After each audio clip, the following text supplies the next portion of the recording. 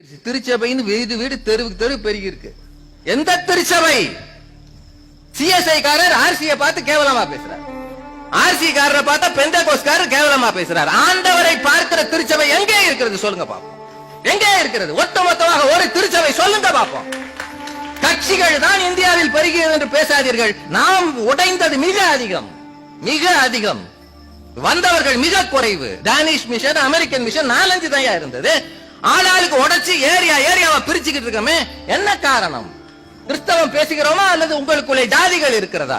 யூதன் என்றும் இல்லை, அடிமை என்றும் இல்லை, கிரேக்கன் என்றும் இல்லை, சுயாதீனன் என்றும் இல்லை, எல்லாம் தான் இருக்கு. ஜாதிகள் கிறிஸ்தவர்கள் இல்லை என்று சொல்லுங்கள் பாப்போம். நீங்க எப்போது ஜாதியோடு நிற்கிறீர்களோ அங்க கிறிஸ்து இல்லையே. என்ன தெய்வ பயம் உங்களுக்குள்ள வந்துச்சு? இந்த கேள்விக்கு மட்டும் தயவு செய்து பதில் சொல்லுங்க. இறையியல் கல்லூரியில் படிக்கிறவர்கள் பேர்ல எனக்கு தனியான மரியாதை உண்டு. நீங்கள் எல்லாம் பாஸ்டர்கள் ஆகும்போது நன்றாக இருக்கிறீர்கள், கரஸ்பாண்டன்ட் ஆகும்போது ஏன் மாறுகிறீர்கள்? இந்த கேள்விக்கு நீங்க தயவு செய்து பதில் சொல்லணும். ஞாயிற்றுக்கிழமை நீங்க கோயில்ல நின்று பேசும்போது முன்னாடி உட்கார்ந்து இருக்கிற அந்த பெண் ஒரு டீச்சர், அவர் நம்முடைய சபையின் அங்கத்தினர்.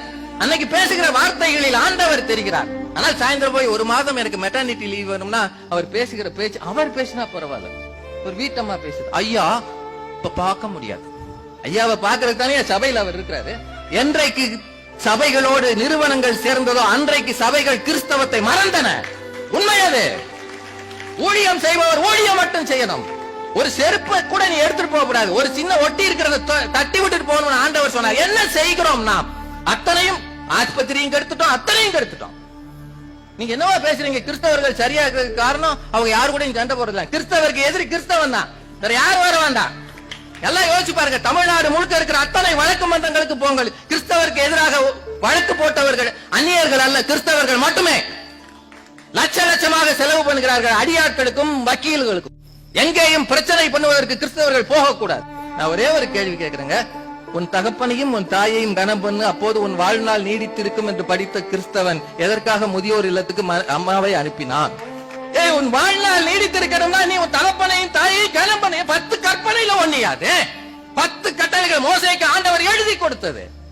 என்ன கிழிச்சிருக்கிறோம் நாம?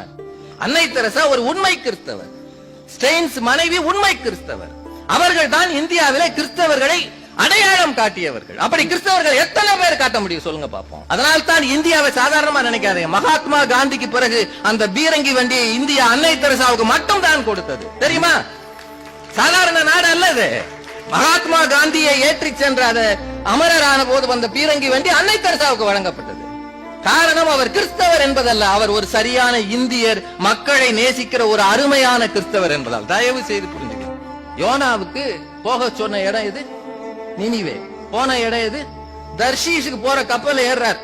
ஆகாயத்திலே நான் இருந்தாலும் பூமியில படுக்கை போட்டாலும் பாதாளத்துல படுக்கை போட்டாலும் நீர் அங்கேயும் இருக்கிறேன்னு தெரியும். அதனால அவர் தர்ஷீஷுக்கு போகிற கப்பல் ஏறினார். ஏறி போகும்போது கடல் கொந்தளிச்சது. இவனை கண்டுபிடிச்சிட்டாங்க. கண்டுபிடித்த பிறகு அவன் அப்பவாவது அவன் என்ன சொல்றான் வசனம் பாருங்க. யோனா 1:9. நான் எபிரேயன். நீ யாருன்னு கேக்குறாங்க. நான் எபிரேயன், சமுத்திரத்தையும் பூமியையும் உண்டாக்கின பரலோகத்தின் தேவனாகிய கர்த்தரிடத்தில் பயபக்தி உள்ளவன். எவ்வளவு பெரிய புரட்டு. எதுல இருக்கு? நீ போக சொன்ன ஊரை விட்டு கப்பல்ல இருக்க.